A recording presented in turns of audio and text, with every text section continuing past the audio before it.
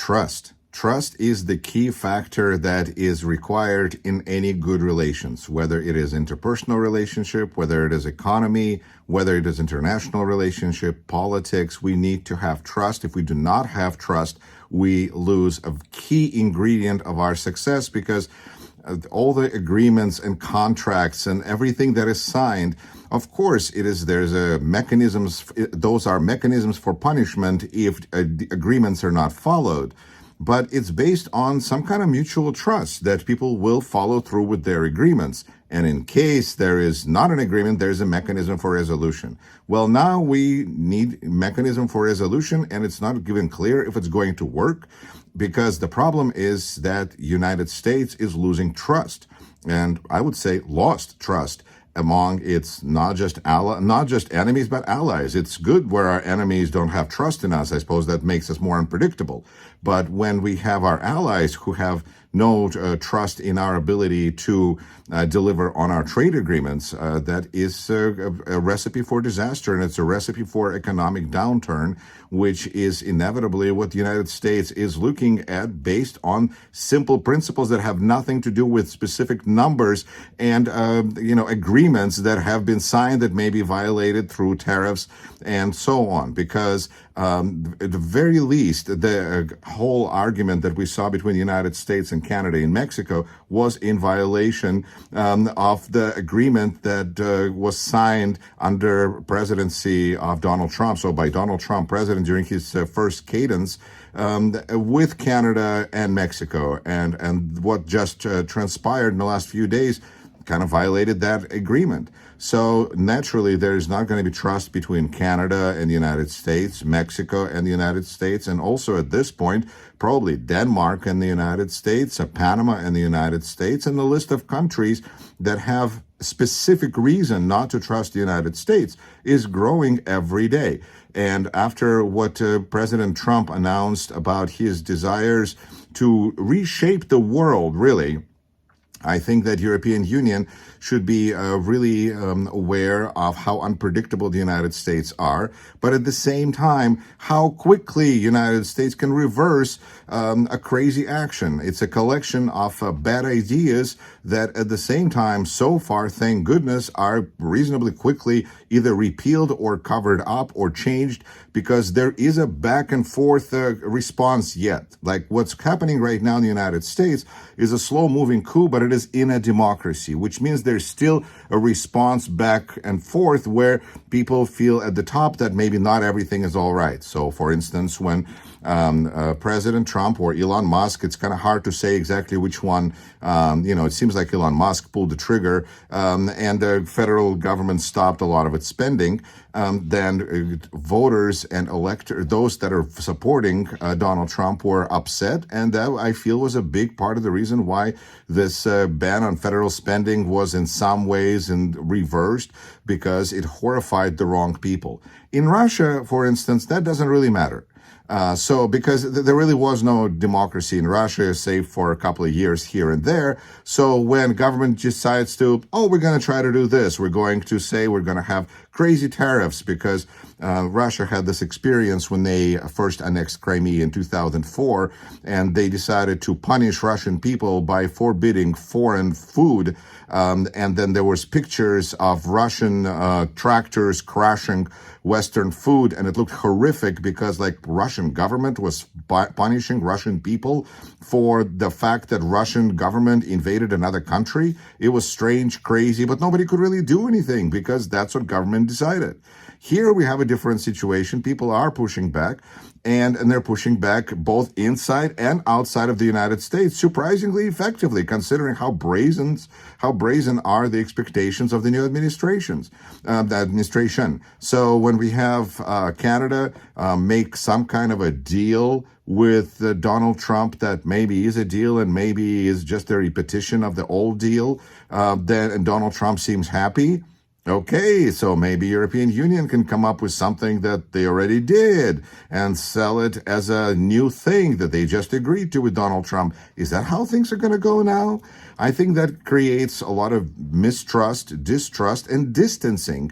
And ultimately, this is a plus for China because we can even, stop and reverse and sending mail to China because that's what just happened in the United States. We first said the United States Postal Service is not going to be sending mail to China anymore, and then it just reversed itself. So now we are going to be sending back and forth mail to China because we have to, we need to. But guess what? China is already in China. They're not going to be more China-oriented. They're just, they probably are, but they're not going to do it towards somebody else. So I think this is all leads to big reorientation of every country in the world that is used to dealing with the United States towards China. And that's a very dangerous precedent. And all we need to do is just be stable. Be stable and predictable, which is what markets want, which is what people who make money want. They want some predictability. And the fact that we lost trust in the world is going to be seen by allies as an opportunity to, I guess, work some kind of, that's going to be the leverage, is that people have to be unpredictable. That's the solution. It's a changing world and not for the better. They have reason to be suspicious. You're exactly right. Ukraine has been on the bad end of many, many deals. And the world was hoping that after World War II, we moved into a different direction. And we are going to have countries that all have their own interests, small countries, large countries. Everybody's kind of equal, but I guess maybe equality is out. Inclusion is out. Diversity is certainly not appreciated. So I guess what does that mean? That means that Ukraine has a chance of appealing to President Trump, who seems to be a very transactional president and understands things in terms of land, in terms of land development, and talk to him about all the amazing resources, and plead with him really to accept the resources that Ukraine has in exchange for probably just allowing Ukraine to remain a statehood. A state to retain its statehood, because I think from the position of Donald Trump, that territory, that land was purchased previous owner Vladimir Putin, Russia, and so it's his to deal with and to do with as he pleases. Therefore, this is really, sometimes as a joke, I would say that Ukraine should apply to be 51st state of the United States, because that seems to be one thing, the only guarantee, because I have really bad, strong doubts about viability of NATO anymore. And so Ukraine has natural resources which it can offer to Donald Trump to develop. I think the opportunity there is to really say that it is important for the United States to have physical control of these resources in Ukraine. I'm not proposing the idea of putting American soldiers in danger, but I'm saying that Putin seems to be afraid of America, has been afraid of America, and so I don't know if he still is. And so the idea of putting American forces to defend Ukrainian resources will certainly put Ukrainians at ease, and I think Ukrainians would consider it to be some form of security for them, which makes sense because NATO troops would be good and American troops would be even better. But in reality, I think this is still a negotiation process, and it very well may end up being all for naught if Donald Trump just continues to dither. And I think that he can do, when it comes to certain things, he can do loud pronouncements and then reverse himself. In some things, he can dither endlessly. But it's interestingly, only Elon Musk seems to be the one who is willing to pull the trigger and to fire lots of people. He seems to be like Donald Trump's kind of a henchman. Maybe there's a possibility of dealing with him directly. Maybe Zelensky should just communicate directly with Elon Musk, since all of those things are there. But on the other hand, Elon Musk has a good relationship with Vladimir Putin, and perhaps he's planning on getting his hands on those resources, no matter who controls the territory.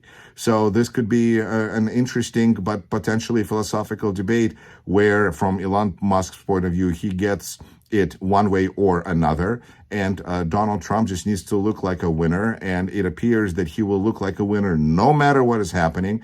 If he pulled back with tariffs with Canada, Mexico, no matter what happens with the European Union, which it will just cause the European Union to form more tightly probably to itself, which is theoretically not what Putin wants, because Putin wants European Union to fall apart.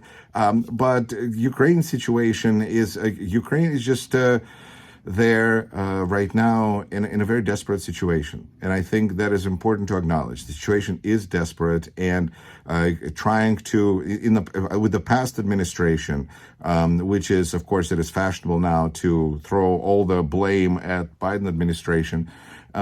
But there was assistance, there was help, there was a leader who supported Ukraine's fight to restore its borders and sovereign integrity. And now there is a president who absolutely sees the world very differently, is not really concerned about concepts of fairness and equality. Again, equality and inclusion, diversity, I think it's not just the fact that it obscures, obfuscates a certain racist rhetoric, but it just really does represent things that he abhors.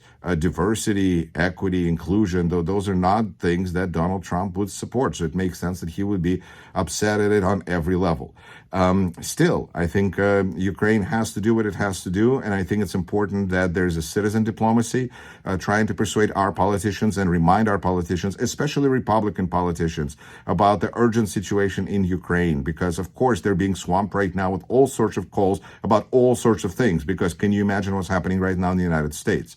But it's important for people who are supporting Ukraine to reach out to their Republican representatives, as well as Democratic ones, but they already know and they agree, and push on them, Republicans, to provide more help to Ukraine, because I'm afraid that all of this conversation about natural resources just kind of takes up time that is not necessarily what's useful right now.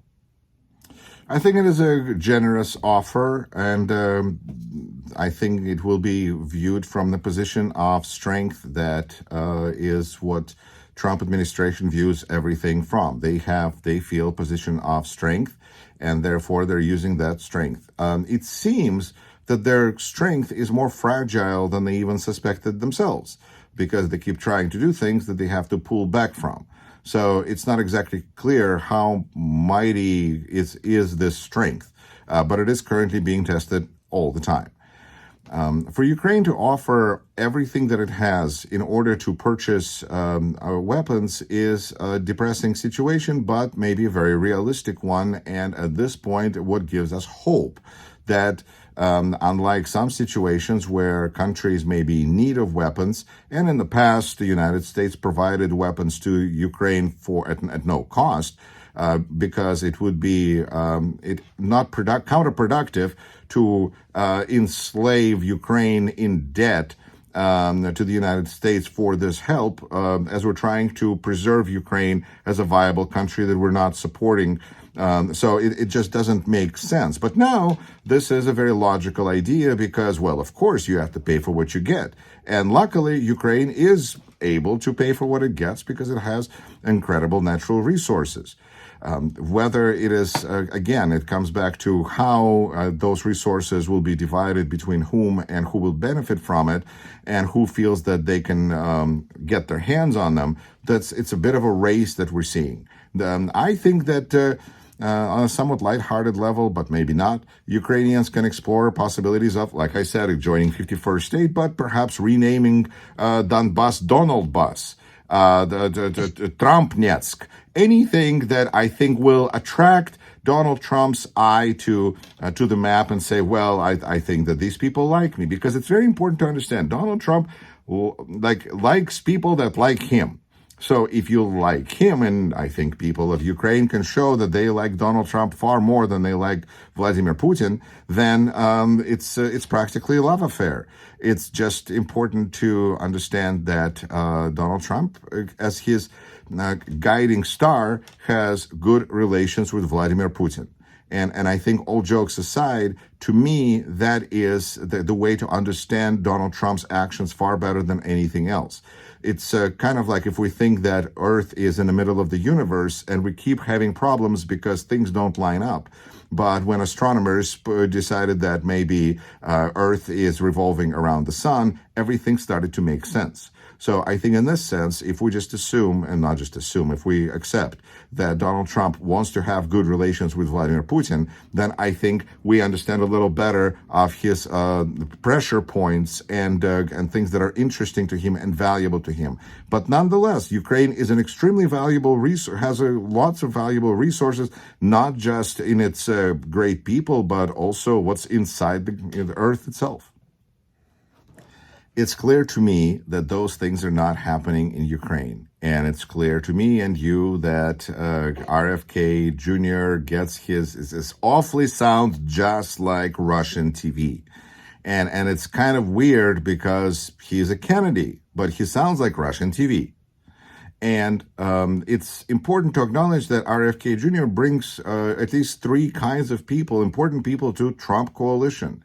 And that is people who are crazy and who believe Russian propaganda, and that's not a small number, and certainly is growing. But he also brings together people who are just interested in a healthy lifestyle, but sell all sorts of crazy things, supplements, and things that are not approved by any government body. And they see in him as a spokesperson for them as well. And then there's also people who just believe in healthy lifestyle and fitness and taking care of their body. And they also see in RFK Jr. somebody who they can connect to and see themselves in a little bit. So he represents danger on many different levels. And the fact that he has a good chance of being the next Secretary of Health, essentially, Health and Human Services in the United States, indicates that I suspect there's a concern that people that will come after him will be even worse. That as inept and unqualified as he and pretty much every secretary in the administration seem to be, they are already like historically famous for their not being qualified, which is again kind of goes back to the whole idea of Donald Trump fighting diversity, equity, and inclusion because it supposedly promotes unqualified people. Well, we look at his cabinet and go, wow, what a collection of characters there. And RFK Jr. would certainly complete, but people that would come after him would be even more obedient to Trump, because that is the big separation now. Are you totally loyal and obedient to Trump or not? And in case of RFK Jr., him becoming a secretary is more of a payoff for him supporting Donald Trump during the election, so showing loyalty. But there's no guarantee that somebody like a Kennedy will be totally loyal to Donald Trump 100% of the time, and therefore there's a chance that he might disagree, and on and on. It opens the opportunity for communication and negotiation in this new palace politics that we have decided that is the best thing for democracy moving forward, is to have a president who is kind of like a king. We're testing the abilities of American government to do things. It also highlights that the right-wing extremism and the left-wing extremism kind of meet. It's a horseshoe, and at the ends are very close. And it kind of highlights to me that perhaps looking at things in terms of right-wing and left-wing paradigm is really not even necessarily helpful anymore, because we have more of an authoritarian dictatorship approach, and we have a more of a democratic approach where multiple opinions have a chance of being heard and have an equal validity, and then decided in a democratic process which way to go. Sometimes it seems that a strong leader does better, but other times democracies seem to win world wars. So we'll see how it goes, but RFK Jr. certainly is another example of a person that is getting a pass in Trump world, in part because I think he's spewing Russian propaganda. I think that that gives him a lot of opportunities and to be heard, but also right now this is a payoff time. We'll see. He could be not supported because he's been a Democrat in the past, and that's always, a strike against you in this America, in this administration, in this 4-year stretch or 2-year stretch. So we shall see how that goes, but he could be, as bad as he is, better than what may come after him. It doesn't seem to be clear that they do, because they just did this with Canada and Mexico and Colombia, pushing away our allies to find a new allies, whether it's European Union, whether it's China. But we are living through historic populism and historic times, because, yes, of course, history is being made right in front of our eyes, but it's also testing the limits of populism, because Donald Trump was for a long time saying on his campaign trail these things that he is now trying to make reality. He is really trying to make them reality. And some of them are crashing and burning. And some of them may survive being tested by courts. We shall see. But I think things where he has more authority, even at first, he's doing more changes right away. But he's also doing things that he has no control over, it seems like, because Congress approves financing for USAID, and now Donald Trump and his co-president, Elon Musk, are deciding, well, really Elon Musk is the one who, as I've mentioned, seems to be doing the cutting here, and in a style of Twitter, sending out employees, government employees, an email called Fork in the Road, that I guess government employees refer to as Fork in the Eye, letter that says you have a week to leave. And about 1% of federal workforce apparently took up Donald Trump on his offer, United States government on its offer, and will take this unofficial, official buyout. And when we look at experts on TV who are advising government employees who are in this terrible predicament what to do, the expert on TV just says, do what's best for you, understanding that we have no idea what's happening and what's going to happen next. But you do what's best for you. All right, how is that helping people in Ukraine who have to do what's best for them?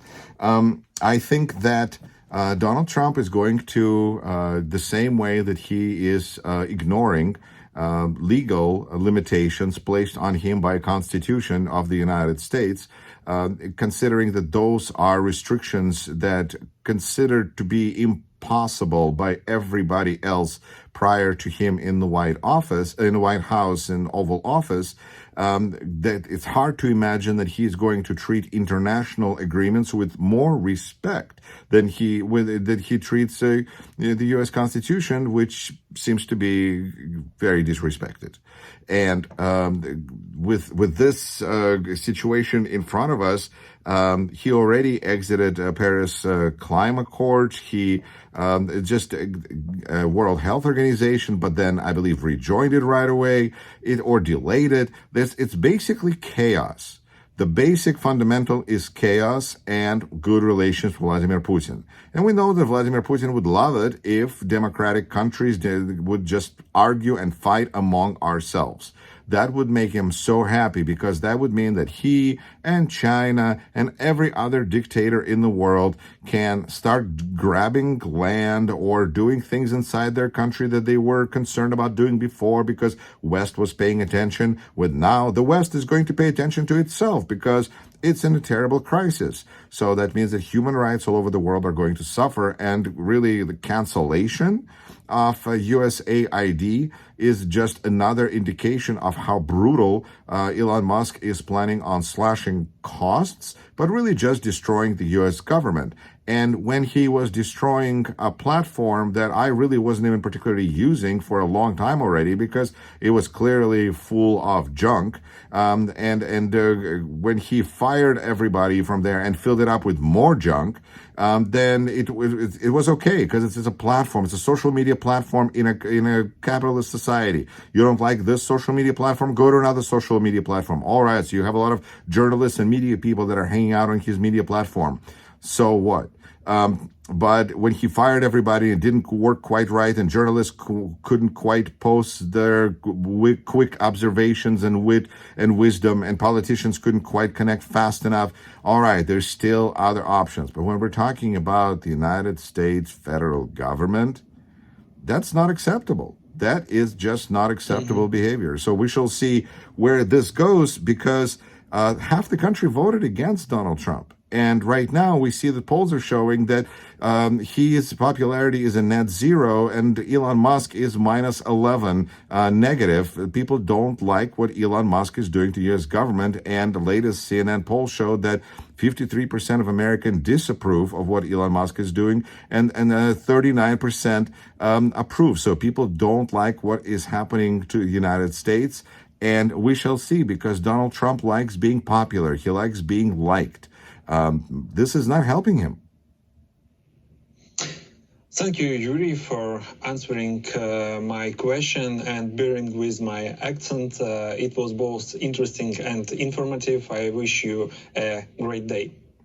Thank you so much. And to our viewers, thank you for your attention. Be sure to stay active, give us a like or leave a comment. Your support means a lot to our channel. Thank you.